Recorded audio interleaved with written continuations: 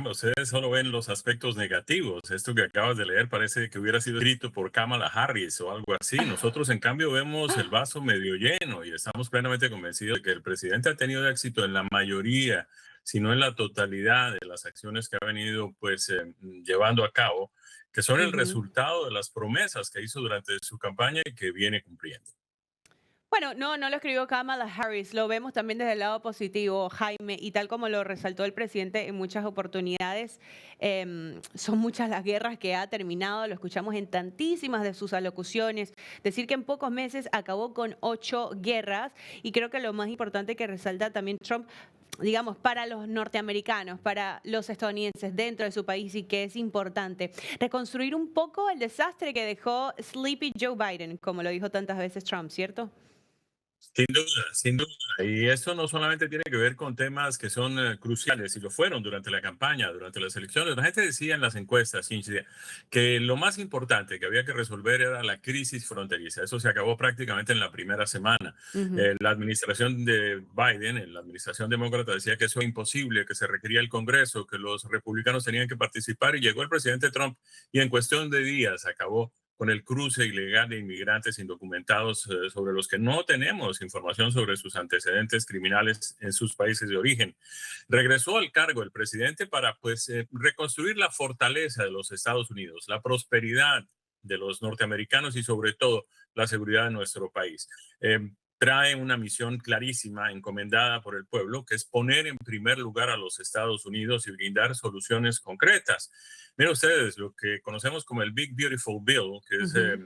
la ley de reducción de impuestos para las familias trabajadoras, trae la mayor reducción de impuestos en la historia de los Estados Unidos y aumenta en $13,300 el salario neto de los trabajadores estadounidenses. Es decir, ha recortado impuestos, la gente recibe sí un salario, pero a la hora de recibir el cheque viene pues considerablemente reducido por los impuestos. Ya esto ha logrado subirse en $13,300 por familia, además de que se han eliminado los impuestos sobre las horas extras, sobre las propinas y sobre los beneficios de seguridad social.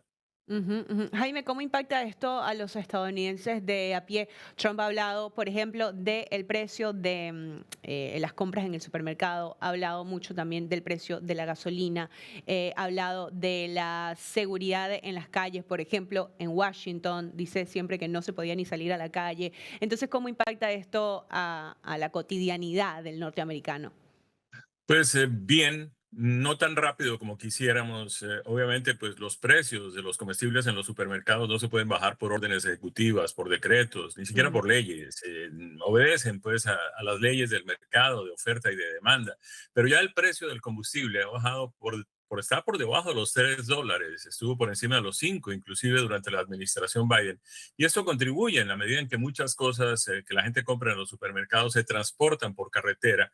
Si los combustibles están más baratos, lo lógico es que el precio de ese transporte también se reduzca y en consecuencia esto acaba beneficiando a las personas. Lo que tenemos es una inflación controlada. Tuvimos la inflación más alta en más de 40 años durante la administración Biden. Tenemos una pues inflación de 2,5%. Estamos a punto pasar por debajo del límite de la meta de la Reserva Federal, que es de 2%.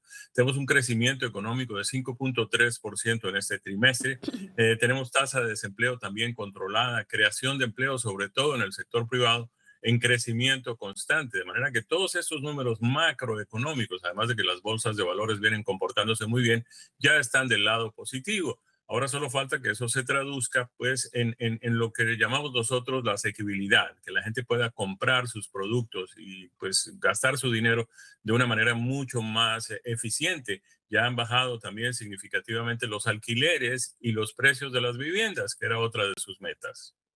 Y el tema salud, Jaime, que también lo mencionaste, que ha sido, entendemos, ha sido eje central.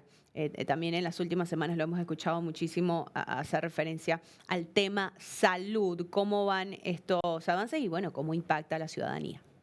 El presidente ha puesto sobre la mesa, la semana pasada hizo una propuesta de un plan de salud completo, muy, muy eficiente para los estadounidenses, que venga a reemplazar y a corregir algunos errores de lo que se conoce aquí en los Estados Unidos como Obamacare, que además es un Exacto. plan que es tan controversial que Ujú. necesita subsidios para que la gente pueda acceder a él. Se suponía que era el plan de salud asequible del presidente Obama y resulta que para que la gente pueda tener acceso a él necesita que el gobierno se lo subsidie. Ese ha sido justamente uno de los enfrentamientos del Partido Republicano, nuestros congresistas y la Casa Blanca con los demócratas y esto pues los llevó a ellos a cerrar el gobierno. Los demócratas cerraron Claro. el gobierno porque obviamente pues de manera responsable el gobierno no puede seguir pagándole seguro de salud a 1.4 millones de inmigrantes indocumentados que entraron ilegalmente al país durante la administración Biden. Eso provocó el cierre del gobierno. Ahora están amenazando también con volverlo a cerrar, simplemente porque las autoridades están cumpliendo con lo que les manda la ley. Existe una agencia del gobierno que tiene como función pues expulsar a los inmigrantes indocumentados. La ley es clarísima, está escrita desde hace mucho tiempo, se viene ejecutando desde hace décadas. Existe esa agencia también desde hace décadas, pero ahora los demócratas están convencidos de que ellos pueden cambiar las leyes y las costumbres como les dé la gana y que la gente puede salir a la calle a obstruir, a obstaculizar el trabajo de los agentes de la ley. Están Ujú. amenazando con otros cerros del gobierno con esto, pero nosotros seguimos trabajando y el presidente pues impulsará esta nueva ley de cuidados de salud que seguramente será lo que el país necesita.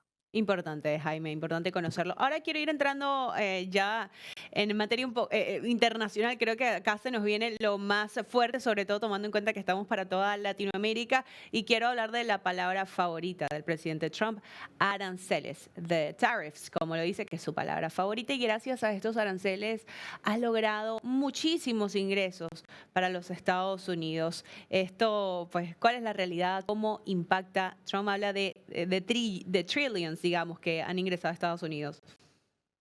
A ver, esto ha sido un éxito total por parte del presidente Trump. Cuando esto se lanzó en la Casa Blanca, primero nos enteramos de que a una cantidad de países nos cobraban unos aranceles absurdos. Por ejemplo, Claro. Camboya nos cobraba 97% de aranceles a los productos estadounidenses. Uno viaja por el mundo entero y, por ejemplo, no se ven carros americanos en ninguna parte. A excepción de los Estados Unidos, México y Canadá, no hay carros americanos. De vez en cuando ve uno en Europa, un par de jeeps y eso es todo. Mientras tanto, nosotros nos llenamos de productos de todas partes del mundo. Uno va a cualquier tienda por departamentos aquí en los Estados Unidos y un porcentaje muy alto de lo que compra son productos que vienen del lejano oriente, sin pagar aranceles en muchos casos. Lo que logró el presidente con esta política es, primero, equilibrar el comercio internacional, lo que llamamos aquí international trade. Ha quedado finalmente equilibrado. La mayoría de los países han firmado acuerdos que son favorables para ambas partes, como tienen que ser. Y al mismo tiempo, el Tesoro Nacional de los Estados Unidos ha venido recaudando millones, billones de dólares. Estamos ya casi cerca de $1 trillón Ujú. eh, que no teníamos antes y que de alguna manera pues están contribuyendo a pagar una deuda externa que ha venido creciendo. Por primera vez tenemos un superávit comercial. Hemos tenido déficit a lo largo de todos estos años y nadie decía nada. Y ahora que el presidente está pues de alguna manera equilibrando todo esto para la economía del país y para todos nosotros, pues tenemos que alabárselo. Es uno de sus grandes logros en este primer año de gobierno. Sí, que al principio fue un caos para el mundo entero al conocer la noticia de estos aranceles. Finalmente ya notamos una mayor estabilidad en este sentido, Jaime. Y bueno, con respecto a los aranceles, y ahora quisiera hablar de otros de los logros del presidente Trump en menos de un año. Todas las guerras que terminó. Y bueno, aspiraba al Premio Nobel de Paz justamente por estos logros en conflictos internacionales. Realmente, bueno, muy pocos pudieron haber alcanzado eso que Trump logró en tan solo meses. Sin duda, mira, por ejemplo, logró algo que parecía absolutamente imposible, que era que Irán e Israel se sentaran a una mesa y se pusieran de acuerdo. Pues ya existe un cese al fuego entre Irán e Israel, a pesar de que en Irán las cosas siguen complicadas. Sí. Ya se está montando una comisión para que se haga cargo de la reconstrucción de la franja de Gaza, que también parecía un problema sin solución. Lo de Rusia y de Ucrania, por lo menos hay conversaciones. Nada de esto sucedió durante la administración pasada, por el contrario.